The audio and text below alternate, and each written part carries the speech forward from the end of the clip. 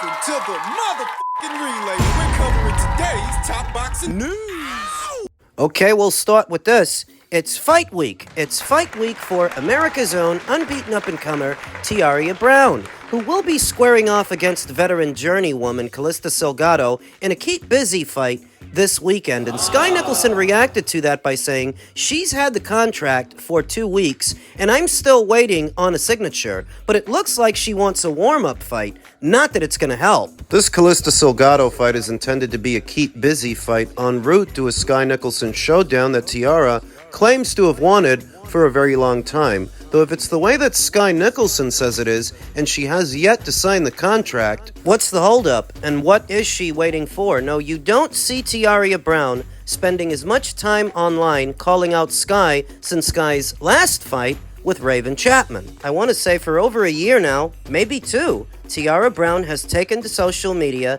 to openly call out Sky Nicholson, to put public pressure on her. She's gone eerily silent in the last few weeks, the last few months. Is it because Sky already agreed to fight her? Before, there was no reason to, as Sky was just a prospect. When Tiara was first calling her out, Sky was just a prospect with under a handful of fights. But now, she is a champion, having fought in the necessary fights that she needed to fight in, developmental fights like what you would expect a prospect to do. When Tiara first started calling out Sky, I thought it was overkill, because Tiara was already a lot more experienced than Sky Nicholson, having been in the sport for several years longer, having many more fights. It didn't make sense then, but it does make sense now that Sky has a belt, now that Sky is a champion. Sky basically confirmed that Tiara is next. Is it because the fight is likely to land in Australia? Sky Nicholson's fight is supposed to be going down on the undercard of George Kambosos' Matchroom debut, which is rumored to be in the land down under in Australia. She getting cold feet? She's normally very responsive to all things pertaining to Sky Nicholson, though not as of late. Not as the fight between them becomes more of a reality. I have Sky Nicholson winning the fight. I think she's going to be fast, too mobile for Tiara Brown, who I believe is physically stronger than Sky, but power only matters as much as your ability to land. She's stronger, but she's also slower and older. Sky on points is the pick. I believe that Tiara will be the next unbeaten fighter Sky dishes out their first professional loss to. The last one was Raven Chapman. Tiara will be the next, barring unforeseen circumstances, illness, or injury. If the fight materializes, that's how I think it goes. But it is worth noting that Tiara Brown has become eerily silent as of late, uncharacteristic of her. I wonder why. Elsewhere in the world of boxing, Terrence Crawford caught wind of the negative comments that Gervonta Davis made in reference to Turkey LL Sheik and all the fighters that were there this weekend at his soiree. Terrence said, "I see somebody's mad they weren't invited to the Ring Magazine gala," to which Gervonta responded, "And I still make more than you." More money. But does he? Terrence responded by saying, "The first thing a dumb rich person says to another rich person is, I've got more money than you. I bet you.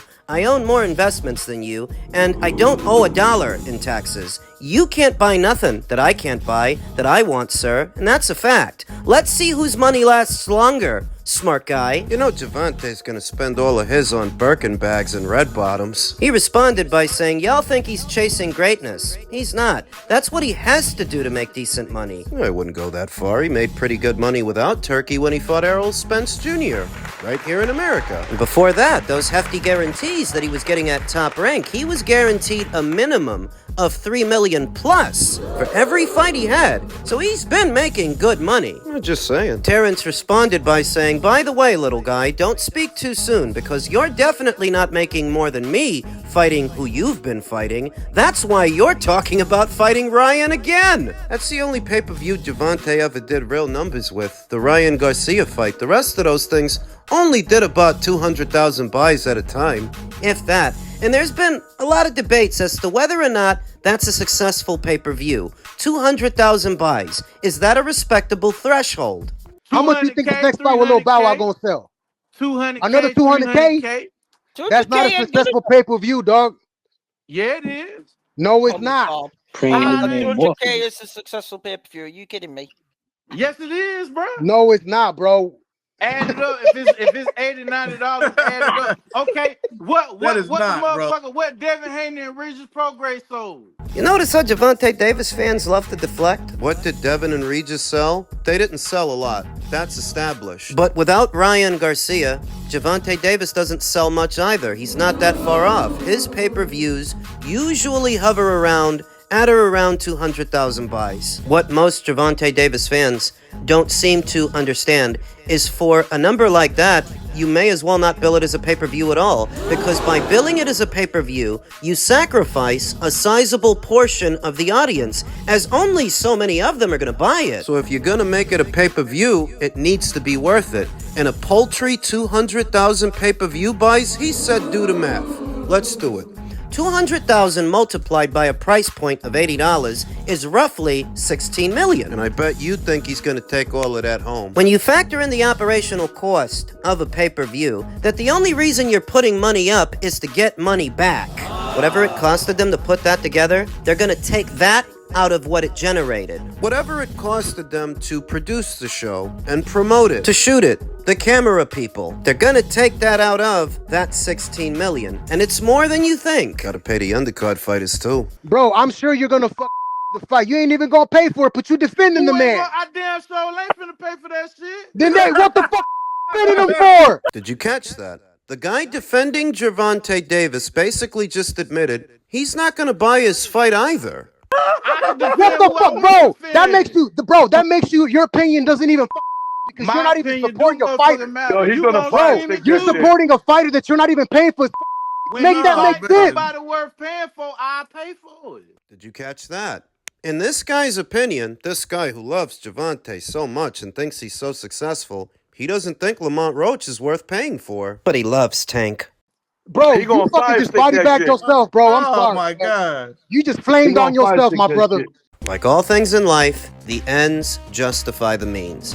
And so if after years of promoting Gervonta Davis, where most of his pay-per-views have taken place, Showtime saw themselves leaving the sport of boxing, there's your answer. Were those pay-per-views successful? The millions upon millions of dollars that the Showtime network spent on promoting Gervonta Davis, pushing his fights, and paying him, in the end, didn't pay off. It didn't work. Showtime saw themselves leaving the sport of boxing because they weren't getting anything back. For the money they were putting up for their boxing content, they weren't getting anything back from that, i.e., Gervonta Davis. So if the question is 200,000 pay-per-view buys sold a good number? Is that a respectable threshold? Not enough for the higher-ups at Showtime. Paramount, I should say. Even worse is that the guy defending Gervonta isn't gonna buy it. Bro, I'm sure you're gonna the fight. You ain't even gonna pay for it, but you defending the man. I damn sure ain't finna pay for that shit. Then what the defending him for? What the fuck, bro? That makes you, your opinion doesn't even you're not even supporting a fighter. Yo, he's gonna fight. You're supporting a fighter that you're not even paying for. Make that make sense. Somebody worth paying for, I pay for it. So I hardly expect a digital pocketbook thief, a digital shoplifter to understand things like budgeting and how there's no such thing as a free lunch. When a network puts on a pay-per-view, it's because they're expecting to get something back, and if they don't, see a typical Gervonta Davis fan. Ask them. Go ahead and ask them if they're gonna buy his fight. Damn sure ain't finna pay for that shit. So if the guys that claim to love Gervonta Davis ain't paying for his fights, who is? Then you wonder why his threshold hovers at or around 200,000 buys that, without a Ryan Garcia and all of his social media followers, Gervonta Davis struggles to crack 300,000. He can barely do over 200. Veteran boxing scribe Mike Copinger said it best.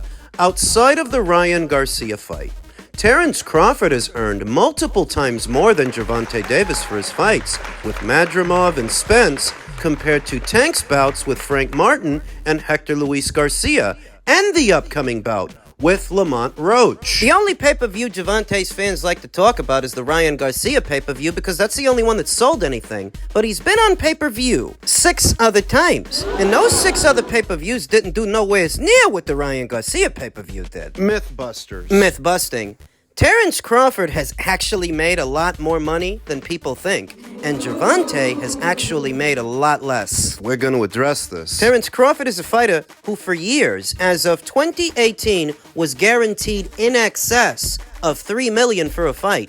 In excess of $3 million. Whether it's an Igis Kavaliauskas fight or a Brook fight or a Khan fight, in some of those fights, he actually got guaranteed more than that. Some people didn't want to believe it, that when he left Top Rank and went over to Black Prime, he was guaranteed $10 million for a David Avanesian fight. I don't think Gervonta Davis made $10 million for Hector Garcia. No, I don't. I don't think he made that for Isaac Cruz, Hector Garcia, Frank Martin. Nope. The myth that Gervonta Davis is raking in so much from these pay-per-views that don't sell, that his own fans don't even buy, because when you ask them, are they gonna buy his fight? Damn, so ain't finna pay for that shit. He's actually made a lot less than people think, and Terrence has actually made a lot more. One of the more interesting comments in their back and forth exchange was when Terrence Crawford said, "Let's see whose money lasts the longest, smart guy." In case you're not aware, Terrence Crawford has bought up a couple of properties up there in Omaha, Nebraska. Didn't Gervonta Davis buy one in Baltimore? You mean the one that burnt down 2 days after he bought it? You look at Gervonta Davis and you listen to him speak.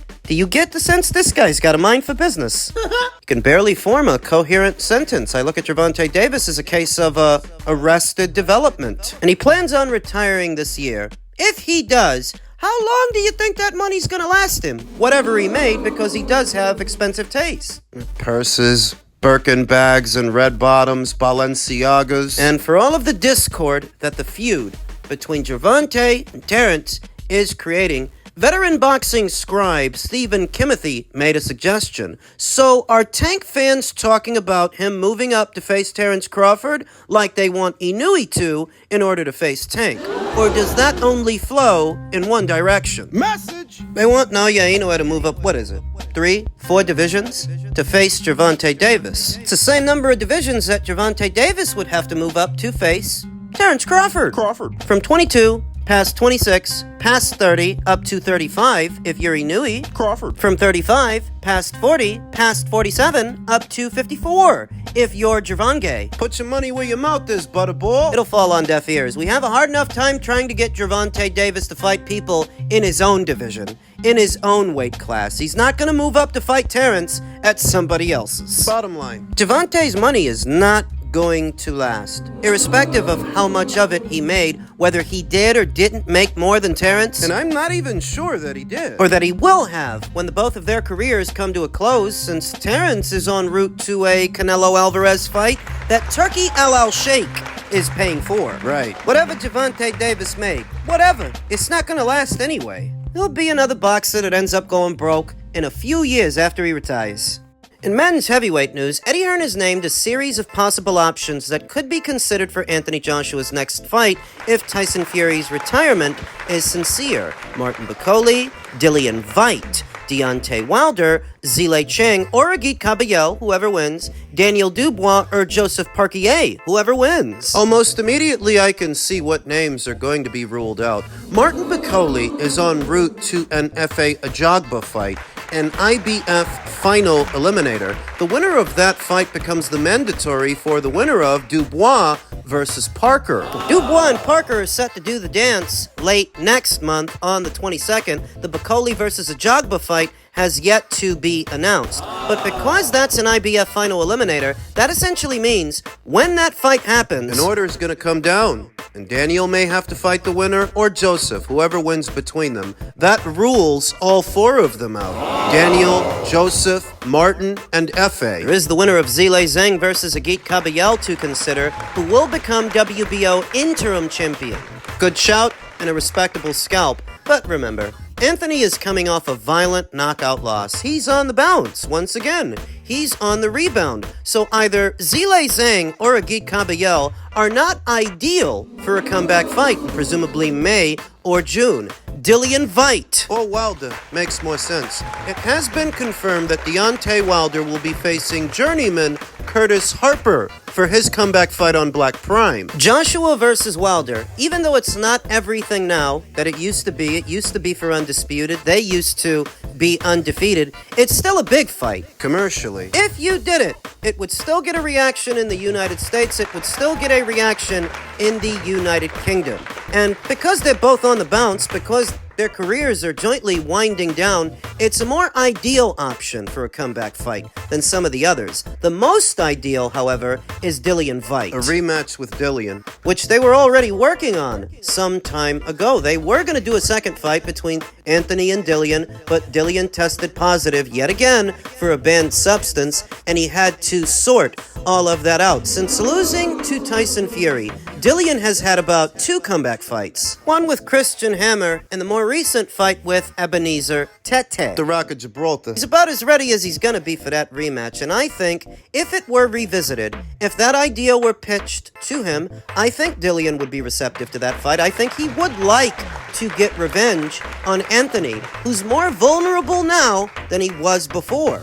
Now, I don't have any illusions about what Anthony has left. He himself has acknowledged that his career is winding down and the end is nigh. But if you're planning on doing something big, If you want to have any chance of succeeding, you don't just go from getting your ass kicked by Daniel Dubois into yet another dangerous situation. Whether you like it or not, you need to get yourself back in the winner's bracket, and you need to remind people what you can do, that you've still got it, you've still got something, and you can do that with either Dillian Whyte or Deontay Wilder. I think the Wilder fight is a more sellable fight than the White fight. I think it would garner more interest. Deontay's supposed to make his ring return in March. I think that's when he's supposed to be having that fight on Black Prime. So if Wilder comes back in March, he could be ready to fight Anthony over the summer months. They could do it that way. Or while Wilder's coming back to get back in the winner's bracket, Anthony can set up a fight with Dillian in either May or June,